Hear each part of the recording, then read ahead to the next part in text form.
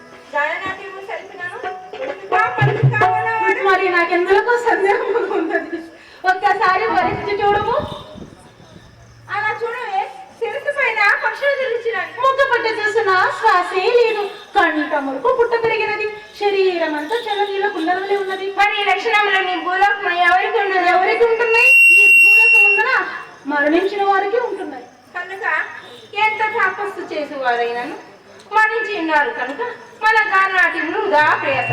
శుభవార్త దేవేంద్ర చెప్పి బహుమతులు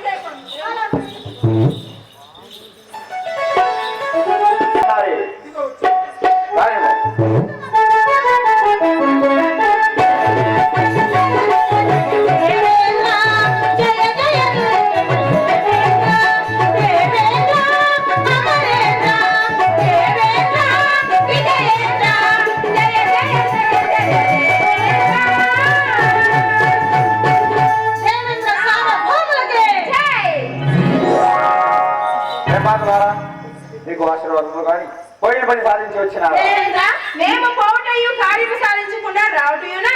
కార్యము సాధించుకుని వచ్చినాము. ఎలా సాధించింది? మీరు చెప్పినట్లే ఆ దాని మీద చెంత వెళ్ళి పరిపరితలతో నాట్యము చేసి గానము సరిపితిమి. పులకగా ఉన్నాడు. ఇక అతన్ని బాగా పరిశీలించి చూడగా శిరస్సు పైన పక్షులు తిరుగుచున్నవి, ముక్కు పట్టి చూసినా శ్వాస లేదు. అతని శరీరం అంతయు పుట్టులు పెరిగి పాపలు తిరుగుచున్నవి. కంట మురుకు పుట్ట పెరిగినది దేవేంద్ర. అంతేకాదు దేవేంద్ర, అతని శరీరం చూసిన చన్నీళ్ళ కుండ వలె ఉన్నది. మరి ఈ లక్షణములు భూలోకమున ఇన్ని లక్షణములు ఎవరికి ఉండవచ్చు? ఎవరెవరికి ఉంటుంది?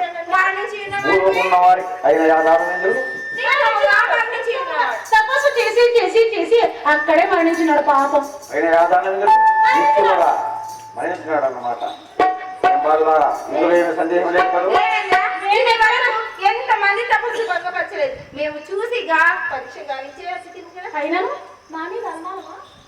మా పలుకుల పైన అలా కాదు. అయిన యాదారణ్యులు నిత్యముగా మరణించినాడు సుమి. బేస్ మీ శాస్త్రం ఇచ్చేది కానీ అయినా ఈ సంతోషంలో ఒక నాట్యము కావచ్చు. నాట్యము లేక లేక మీరు చిక్కిపోయినారన్నమాట.